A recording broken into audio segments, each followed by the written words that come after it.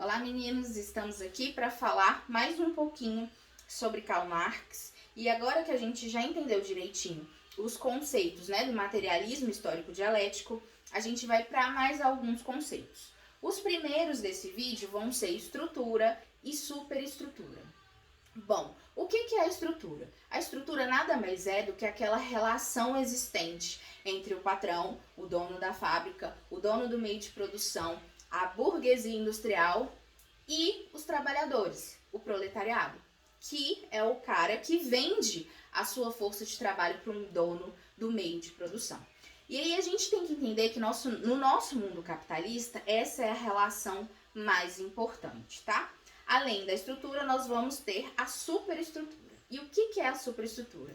Nada mais é do que tudo que está em torno da nossa sociedade, como a cultura, como a economia, enfim. O que eu estou querendo dizer para vocês? Que a estrutura, aquela relação de produção, aquela relação de trabalho, ela influencia diretamente a superestrutura, a nossa cultura. Olha só, o nosso tempo, ele é definido pela estrutura. É basicamente isso que Marx está dizendo pra gente. Como assim?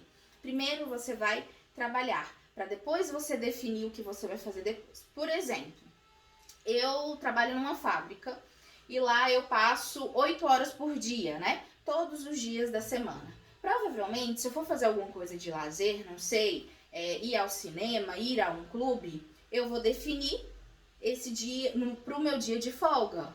Por quê? Porque eu tenho meu trabalho, tenho minhas obrigações. Então, influencia diretamente. O tempo que eu tenho para ler um livro, para assistir televisão, para ver um documentário, vai ser definido pelo tempo de sobra que eu vou ter além do meu trabalho, ok? É isso que eu quero que vocês entendam.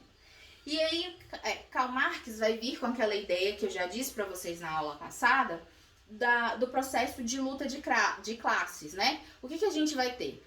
A gente precisa entender, os trabalhadores precisam entender o que a gente vive, precisa entender a sua própria realidade e eles devem transformar a sua realidade, fazer uma valorização do seu próprio trabalho, tá? Como eu já disse para vocês na aula passada também, Hegel vem com a ideia de que a ideia transforma, vem com o idealismo.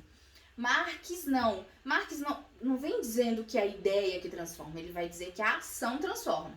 Não é que para Marx a ideia não seja importante, ele até mesmo diz que os filósofos vieram, para interpretar o mundo e que agora eles surgiram para modificar o mundo, ok? Para fazer a transformações das coisas erradas que existem dentro desse mundo. Então é aquela ideia de que os trabalhadores são sujeitos sociais que transformam a sua própria realidade, tá? E aí ele vai vir com um outro conceito que vocês precisam entender, que é o conceito de praxis, que é justamente essa transformação material da nossa sociedade. E a teoria, a ideia, ela deve ser seguida do quê? Da prática. Vamos transformar essa realidade.